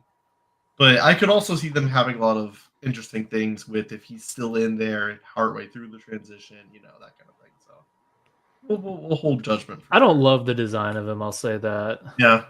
I wanted more of a legit wolf. Same. Look. Same. Like, But I want it to be bipedal, but like I want it to be like snap. Honestly, you know? I feel like, and I just haven't seen enough Wolfman movies. I'm trying to think of a werewolf design that I've loved. Like the ones Skyrim. from The Howling. I've not seen that. Prisoner of Azkaban.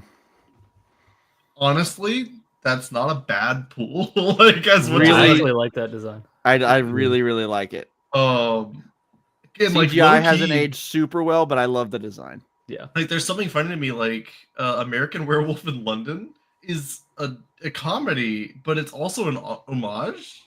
So like they actually have a really really solid transformation sequence. That scene is Like pretty the amazing. transformation sequence rocks, and I was like not expecting that. The actual final werewolf is like okay, it's good, but like the transformation is great. Yeah. Love a good I werewolf. haven't seen Underworld either, so maybe transformation. that's my problem. I just need to see more Wolfman movies or like werewolf movies. On the subject of movies we're looking forward to, the only other one this year that I can think of, and this is one that I am like just hyped about, is The Brutalist. oh, dude, yes. Oh yeah. Because if you haven't seen that trailer is awesome, and I'm so ready. It's like they took two actors and put them together. They're like, these are actors that everybody is ready to like just love again, and it's Adrian Brody and Guy Pearce. Come on. Like, Come on. Ugh. like those two guys, they are waiting for like their time in the spotlight again because they're awesome. And like this sounds like it is such a character-centric film and it gives both of these guys like all the time in the world to just be real actors. It has me so excited. And like to me, just based on like the visual style and everything we're hearing about it, and people being like it's like the newest, you know, Godfather or There Will Be Blood or whatever. Like just that kind of talk is goodness. like, okay, let's go. Yeah. And if there's, like, these two guys, if that's asked of them, I know that these actors can deliver. So, and I'm somebody that is firmly of the belief that brutalist architecture is like made for movies. It's sharp angle. It's literally does the framing for you. It does like it's why to me one of the most iconic shots is full circle going back to Blade Runner is that going up to the Tyrell Corporation. Yeah. That brutalist pyramid structure, like so the idea of a movie is like, what if we just made a movie about that? Like, I'm in. I'm kidding. I promise. Yeah, no, I do. You know, I didn't love Blade Runner the first time I saw it. I'll admit that. I Huh. thought it was. I I did love it. It just wasn't the best thing I've ever seen, which is what I was told it was. So. Well, Sorry. somebody was just trying to tell you what's up, and but no, I didn't really like it the first time. I obviously adore it now. Yeah, I will. I'm totally down to watch it again at some point when I'm ready for it. But because I want to love it as much as everybody does. And maybe I will. I was just gonna say I feel like Adrian Brody just hasn't been on the map a ton. But I was really happy to watch him again in Signs. I'm sorry, not Signs. The Village. Yeah, recently he's when we so watched. good in it. Dude, he's incredible in that movie. He's just unbelievable. And then also, last year he was in the first episode of Poker Face, Ryan Johnson's Poker Face. Nice. And so like every episode has kind of a different case, so a different kind of guest star in it. And Adrian Brody is one of the ones from the first episode, and he's fantastic. And two things I took away from that. Number one, I want to see Adrian Brody in more things again.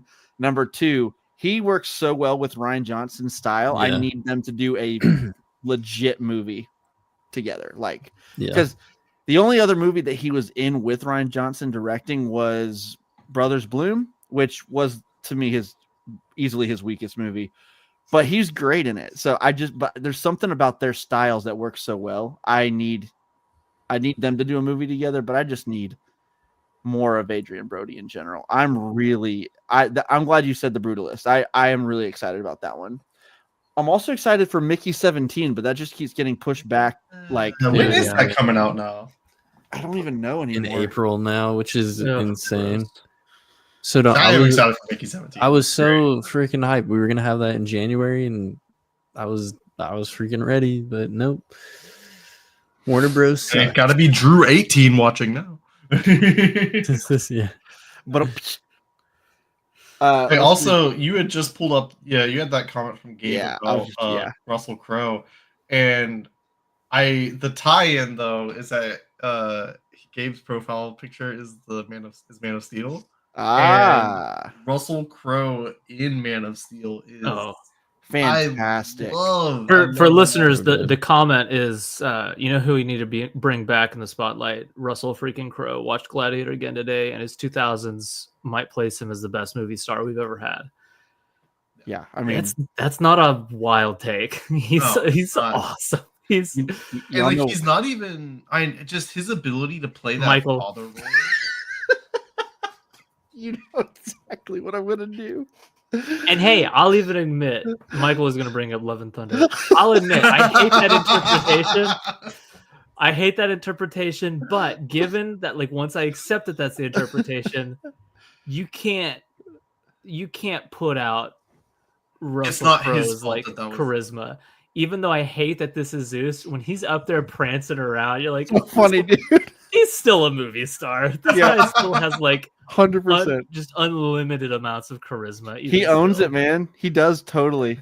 I legitimately, I get why people hate that, but Gabe, totally right. I rewatched Gladiator as well recently, and it is unfreaking real how good he is in that movie. Joaquin Phoenix too. I mean, he's like awful, but so good at being awful.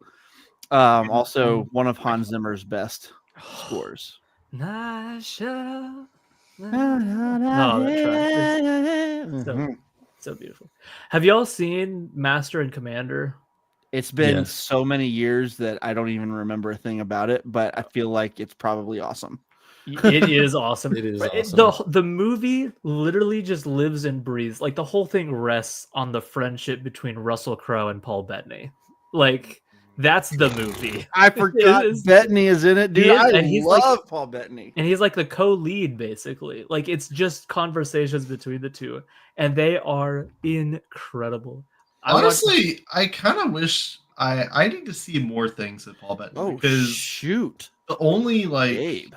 Gabe. Sorry, Gabe said Master and Commander is one of the best films ever made. I mean, it's I phenomenal. need to watch this. It's pretty awesome. And Gabe's leaving. See you, dude. Thanks for joining. Thank you for joining. Late. What were you saying, Luke? Oh, I was just saying, Paul Bettany, like everything that I've seen him in, I just adore him in. He's so good. Where like whether it's back in the day with, Say it. I'll get if Gabe's already left, that's too bad. 'Cause I'm about to bring up A Knight's Tale. Yes, it's you know? okay. I'm still here. I'm still Michael here. is the biggest A Knight's Tale fan I've ever met in my Yeah, life. exactly. You know, like we love A Knight's Tale. Paul Bettany's perfect in it. Dude. Whether it's that or like, as much as I joke and rag on the MCU, He's great. Perfect. Even when he's like, whether he's Jarvis or Vision, like he nails the role. No, he's perfect. And I enjoy his voice at all times. And then even in he's in other Disney Solo, right? So yeah, I was about to say great he in is Solo. so He's so underrated. good in that. There's So 100%. good in that. his And, like passive, kind of friendly, but like totally serious threats is like, oh, it's so but good. remember, if you Love fail me him. this time, be all out of options. Like just the way he said, like, he's awesome. Yeah, This- dude, he's so good. I love I'm Paul glad. Bettany. I want him to be in more. I want him to be in more cinema, not just like action fun shows. I want to we have everybody's got their term with an A24 film. Give me a Paul Bettany A24 film. Like Let's do it. Find something. But something. I also love that he's the best part in all of the blockbusters that he's in. Like at least one of the best parts. He's so good at all of it. What's crazy too is that y'all might know this, but he was about to quit acting. And he got the call to be Jarvis, not even Vision, to be Jarvis. Right. And it kind of turned into that. So cool. The MCU kind of saved his career, which is cool. So And thank that's the weird MCU. thing. I mean, that's the weird thing with the MCU. There are things about it that, like, you know, I mean, we're talking about Jarvis saving Paul Bettany, like, or you know, our RDJ was completely relaunched with with Iron Man and Tony Stark. 100%. Like, talk about an actor that just deserves all the accolades, everything he's ever acted. Obviously went through the dark period in his life and he's kind of come out the other side, but like, and now we've gotten to see him as Strauss. Like, that performance is unreal. Unreal, dude. So good. So good. Should I watch Oppenheimer tonight, even though I have to work tomorrow? Maybe. Dude. Why not? I am due for a rewatch, honestly. Yes, I am too. I would say I'm due for a rewatch, but I have too many movies I have yet to watch the first time. My constant struggle. I have so many. Man. Honestly, I want to watch. There are so many movies just from last year alone that I want to rewatch. I want to rewatch The Holdovers, which I will because Christmas is coming up. I want to rewatch Past Lives. Still haven't stopped thinking about it. I want to rewatch Oppenheimer again because I've already rewatched it. And then God, it was such a strong year. Mission Impossible, I want to rewatch again. It was such a strong year last year. The strongest since 2019, like by far, like easily, but last year to me. Yeah. At least I think. Yeah. I have to think about it. Although what year did was it 2022 that The Northman came out? I was gonna say whatever year that came out just got a bit stronger in my mind. No. You're thinking of Thor: Love and Thunder.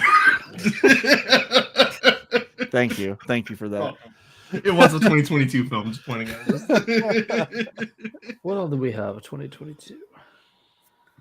I need to add the goats effect in this stream somehow. Oh gosh, please don't. No. Dang it! Love and Thunder really was 2022 though.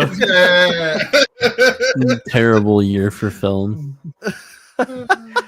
2022 actually did have a lot of good stuff because we had The Northman, we had the Batman, we had Top Gun Maverick, we had After Sun. Oh yeah, we had Nope, we had yeah. I love Nope. Bullet I Train, love Nope. Way of Water, All Quiet on the Western Front, and Tar. So Way of Water. There's a few of those I still need to see. Way of Water, dude, was so good. it Yeah, really was. I'm really glad I got to see it in theaters. I am too. That was Same. awesome, and so was you said another one that I wanted to say, and then I got distracted by Way of Bullet Water. Train.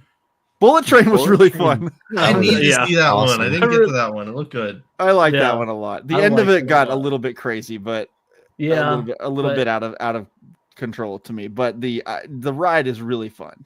Yeah. Oh, I was gonna say Top Gun Maverick is really that good to me. Like I walked out of the theater on like I feel like I was floating on a cloud. Like this is what I'm supposed to feel like walking out of a theater. I could not believe that they made that movie. The story's simple. It's nothing crazy, but I think I saw that at least 5 times Wow. in the theater. It was so good. Actually, one of my most recent theater experiences is it's hard to beat Oppenheimer's because I saw it in IMAX and it was front row, so my neck was crooked, but it meant like the sound literally like reverberated in my body. It was kind of crazy. But other than that, as such a unique experience, the best theater experience I've ever had. I got to, you do know this, I remember because I posted the thing.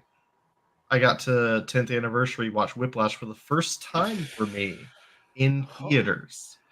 And that was, when I tell you it was a transcendent experience, I am not exaggerating to you. It was everything. There were so many things that I already loved that was in it, combined with things that it then made me love, and like the story, the tightness of it all. I already knew I love the jazz music scene and like all that's like, and then combine that with the perfect being in theater, having that theater audio of all the crispness of everything, and it's so hyper focused in on how crisp the audio is in these moments where it's to give you the sense of how his ear is, how everything's positioned. Like, I love it. Oh, it just hit.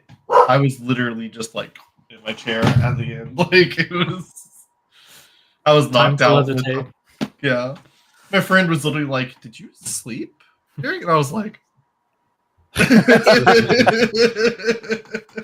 "Dude, I watched that movie. I didn't see it, and to my everlasting shame, I didn't see that movie in the theaters when it was out. I missed it on the re-release too, but I did rewatch it. I've rewatched it a couple times in the last year, but the first time I rewatched it since 2014, I mean, my heart rate did not slow down for like an hour. Like it just like it was the most visceral experience that I've had, and I was just in my living room like by myself, and it was such a wild ride. And as a musician too, it's just kind of a little like I never was a jazz musician like in college. Sure. That's not my story or anything like that, but I can still relate to like, you know, being a musician in general. And I also am a huge, I've talked about this before, but I love movies about obsession. So like that, or like Social Network, like there's so many great ones, but they tend to, for some reason, they tend to just really, I love them so much. And this one just it's so compelling to me. And it is like just skyrocketed. It's in my top 5 favorite movies of all time now. Like it's that good. I could see it being in a that high in my own list. I have not made a top 5, top 10 list, but like, I mean, it's perfect. It Yeah, really It really It's like is. and it just like to go perfect. I remember seeing a random deleted scene on YouTube, and it was like a great scene with J.K. Simmons. It was perfect. It was perfectly done, but I knew the reason it wasn't included before they said the reason, because it didn't fit the perspective of the film. The perspective wasn't from it wasn't from the teacher's perspective, it was from the student's perspective. And this scene was it was peeling that curtain a little bit. So it was like a perfect scene, but it wasn't perfect for the movie. And it was really smart. It's Hear my voice. It's just that realization. It's like, oh, Really so good. smart. Really smart filmmaking. Oh yeah. Yeah, you two know a lot about filmmaking right now, working together. Oh yeah. I'm Hey, ready. I'm just making some music. Drew's making the movie. That's that's everything. We're making cinema. Yeah. I'm so ready, dude. I want to see. Oh, I'm excited. Yeah. I'll be ready when that comes out. When's it hitting the theaters, man? IMAX only. Yo. First week of December. Get ready. Let's Nice. go. No, it's in January. It kicked Mickey 17 from its slot. That's right. I actually did. I can't wait for It's gonna be let's see here. What's a relevant celebrity that's not like top build, but definitely like high second build. Probably like slightly irrelevant, but any. It's gonna be like Benedict Cumberbatch. All right. yeah, it's gonna be Benedict Cumberbatch is gonna be at the Game Awards in 2 weeks to promote Drew's new movie because they have to have somebody come out for a non-game. Yep. Speaking of movies about obsession, I think Michael, you have not seen Zodiac, right? Correct. That's yeah. Okay. I've yet to see Zodiac actually as well. Yeah, I need to see that one. That's Fincher too, right? Yeah, that's my Yeah, favorite. I need to see that one and Seven, both massive blind spots. I think I'm waiting for January now for Seven because I might see that in the IMAX, and it better come to Little Rock. If not, I'm going to maybe drive somewhere else. But like I want to see. I keep missing all these. I missed Lawrence of Arabia. Same. I got COVID during that. I have been waiting for that for like literally 4 or 5 years because I was gonna watch it with a friend, and I was like, no. This is the kind of movie that always gets these re-releases, and it hasn't gotten re-released. And then they announced it. I'm like, yes, finally! I've literally declined invitations to watch this at somebody's house so that I could see it on the big screen for the first time. And then I got COVID when it happened. Yeah, and I don't even remember what my reason was, but I did miss it, and I missed that. I missed Whiplash. I'm not missing Interstellar. I need to see Interstellar. Yeah, is that happening now or about? Is it not December? It's December 10th, I think, or something. Yeah. Like that. How big of a where is that happening at? Because I have a friend whose Interstellar is his favorite movie. I need to check. Again, it better be here in Little Rock, or I'm gonna riot. But if also, I'm able to make that, if we're able to make that, that'd be sick, dude. Interstellar is one of those movies to me. Like that. we had this long conversation. It was one of the first podcast episodes we did. But that movie is so difficult to rate because so much of it is like a 6-star movie. Like it's so unbelievable, but there's like 1 or 2 things that are just like, oh, but I wish this was a little bit better. It drags it down. So it's like, it's one of my all-time favorites, but I still can't give it 5 stars. It's like, it's just really weird.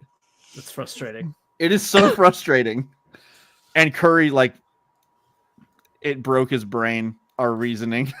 But it's true. Like, when that movie is great, it's better than almost anything. Yep. Like, it's just so unreal. And then, like, Casey Affleck saunters into it, and I'm like, why are you here doing the things you're doing? You're making this worse. And Topher Grace. It's so sad. The weekend that it's coming out, I will be out of town. Ugh. They have movie theaters in that town, right? Loki. No. Yeah, I need to make sure I catch that one again because God, the theater experience for that movie too. Yeah, I experienced it on the big screen, so I need to make it happen. It's love, Tars. It was loved hard. I need to hear that on the big screen, dude. And IMAX. Yeah. Whew. It's so Okay. good. I'm getting tired. Are you guys getting tired? Yeah. Dude, I've been tired. I'll wrap up. I'll say I had talked about my list on Criterion Channel. I just want to say this is the list of movies I want to at least watch like half of these before I move on to Netflix. And I think I want y'all to be excited with me because I started off with Stalker, Yeah. Kronos, Guillermo del Toro's first film, Inside Llewyn Davis. Yes. Along with Maltese Falcon, I also have Double Indemnity. It's on here. Yes. Oh, I love Double Indemnity so much. Oh my gosh, that movie is awesome. I want to rewatch The King of Comedy. It's on here. It's Scorsese, and I'm always proud of myself for having seen that one because I watched it before Joker was even like it was known or aware or anything about it.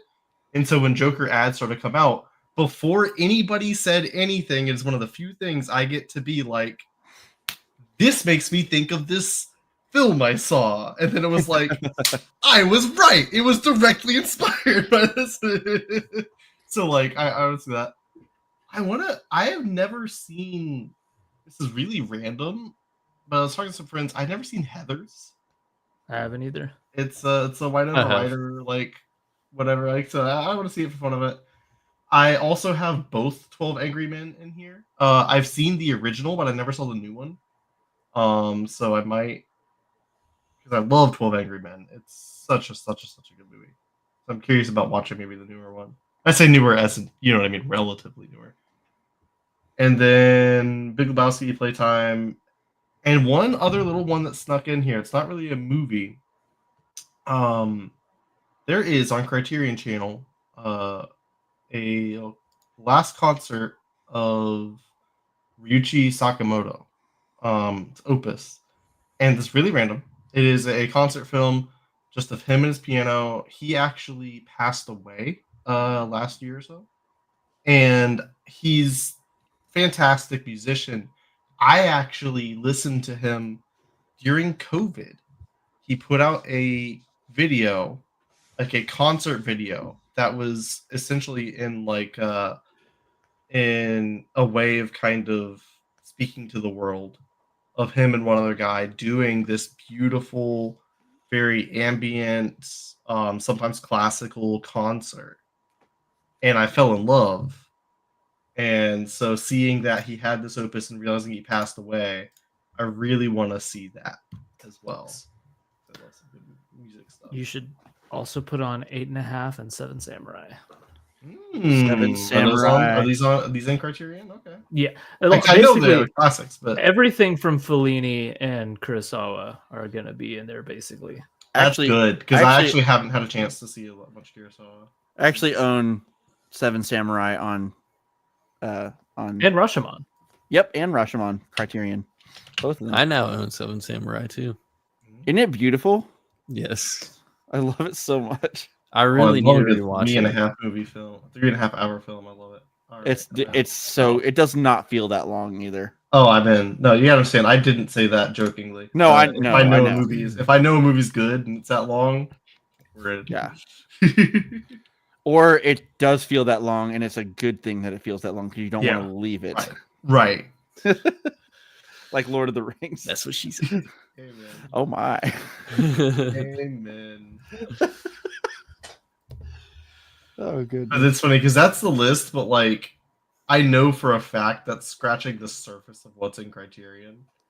But I have to like stop, or else my list gets out of control. You don't. You don't have to stop. Just keep going. Fair. Well, there's no point in making a list. You just at some point you're just like, well, I'll watch it all. Right. So how much is this streaming service you Dude, guys? it's so much more affordable than I expected. Criterion Channel is like, I want to say it's 11 per month, or if you get a yearly, it's like 100 for the year. Yeah. I am not. I before kind of fall, I've been doing a thing where I would just go one streaming service at a time. Mm-hmm. and that was how I would watch things, because I had to watch from that service. But then spooky season, I was grabbing a bunch of different movies, and I was kind of grabbing where I could. And I got frustrated with some stuff with like Prime has become a terrible service. James is laughing because he because he knows the rants I've gone on about it. I've seen the rants. But Criterion ultimately solved that problem for me, because the final straw was I was going to watch the original Suspiria on Prime. And it turns out the version on Prime is a censored version. It's an edited version. There are cuts that are bad, and they like cut out frames and shots. And that was the last straw for me, and it was on Criterion Channel, and I was like, you know what? I'm going to get it. And honestly, the deal is better than I thought. There's so many good movies on here, and this is a service I want to support so much.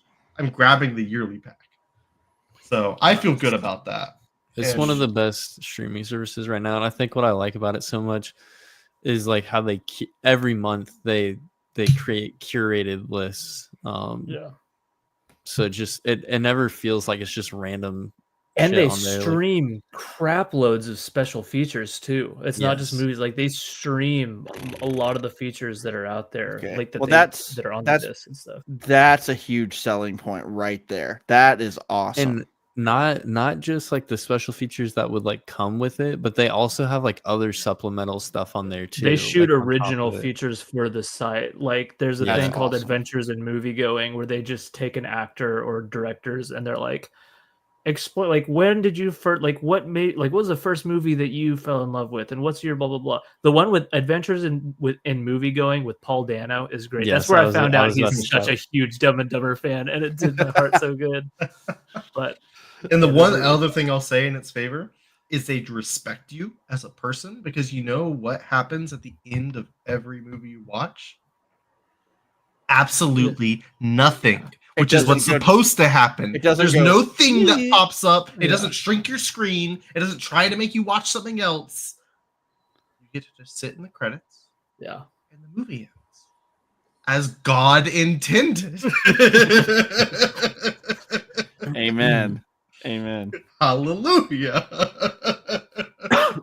So no, I'm very happy with my purchase. It's a streaming, to actually have a streaming service I can enjoy. It feels great. I'll have to think about that, because I feel like we're not using. Honestly, I have a couple for free. Like I use Max, like my parents' account, and so, nice. Yeah, so that's cool. And I had to freaking upgrade the Disney Plus account because the Disney Plus with ads it's the worst. It is the worst streaming service with ads. I had Hulu with ads, and I was like, well, Hulu with ads is not bad. It's fine, because the things, at least in Hulu, they put the ads where the ads are meant to go. In Disney Plus with ads, it's just like random, and it literally is in the random middle of a sentence, and then it's like 4 minutes worth of ads, and then yeah, so it just completely takes you out of it. It's not worth it. That was half of my frustration with Prime, was that there's Prime original shows, and the ads, they were like in scene transitions, but they weren't smooth and they weren't natural to the scene. And it was like, you made the show. How did you not make the show have ad breaks in it? Thank you. If you're making a Disney Plus original show, and you know that you're going to have ads now, you need to make ad breaks like television shows do. Like there's a reason why they do that. There's a reason why television shows have basically 5-act structures, because of ad breaks. That's it. And it would honestly make their shows better, probably, too, if they had structures like that, like real TV shows do. And so I don't know, the fact that they make them like long movies or whatever, and then they just throw the ads wherever. It's just it's very frustrating. Pisses me off. It pisses me. So I did what exactly. I don't know if they want me to have the higher tier or they want me to watch ads more. I don't know which one is more lucrative for them, but I 100% upgraded to the premium, so I didn't have to pay for the ads anymore. It's just so bad. It's been better. It's been better, but I did have to downgrade the Netflix because of that. But it's not as bad on Netflix. Disney Plus was a special level of bad. Anyway, well, anything else? Any other thoughts, you guys? My final thought is I'm not gonna lie. I haven't really had a chance to speak with you in person, Michael, before, so that's been really fun. That has been fun. I've enjoyed but this. also, I don't think I expected of the four of us, you to be the one that cussed the most. I said, didn't I say one word? Yeah, it was just like one word, like two, three, I don't know. It just is funny to me. I don't remember. Did I quote something? Probably. I think it was that. Like, you were did. like, It was the Shanghai Noon quote. Yeah. Oh yeah, and you can't censor that line. It's just I so was freaking good. But no, I do like a good cuss though. I do. Oh, Yeah, yeah. no. I like a good cuss. I like to dabble. I like me a An good occasional curse word. swear. Oh. Throwback to when we mentioned assless chaps in like every episode. Yeah. We had to make our episodes explicit because we kept saying assless Yes. like 10 times per episode. Dude, honestly, like seriously though, we should bring it back. We should use that as a rating system. So like 1 out of 5 assless chaps for Love and Thunder. I love it actually. Actually, no, that's half a cheek for Half a cheek, yeah. That's Two full cheeks is like two cheeks up. two cheeks. Cheeks up. I actually really love this idea. We need to workshop this. Dude, actually, I would 100% be down. I mean, why don't we just go for it and name the podcast Ashless Chaps Podcast? We're rebranding right now. I'm working on the logo. The logo is just And welcome back to the Assless Chaps Podcast.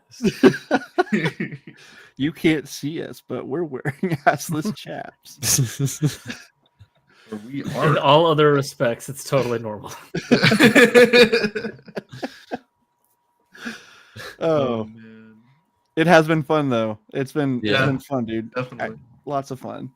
Thank you for everybody who joined in with us. We had some fun banter going on. And again, if you're still listening, make sure you subscribe to the YouTube channel. Make sure you subscribe to the podcast and all that good stuff. And make sure you go support your local theaters. I need to do better. I haven't been to the theater in a while, but Me neither. It's been a long time. oh, it's been rough. I think Megalopolis is the last one for me. I didn't For even me, it was see the- that. I wanted For me, to. it was the Whiplash release. That's how was long that? ago. What was Yeah. Whiplash or Megalopolis sooner? Those were the last. Megalopolis was more recent. Okay. Yeah. But yeah, thank y'all for joining. And until next time, peace.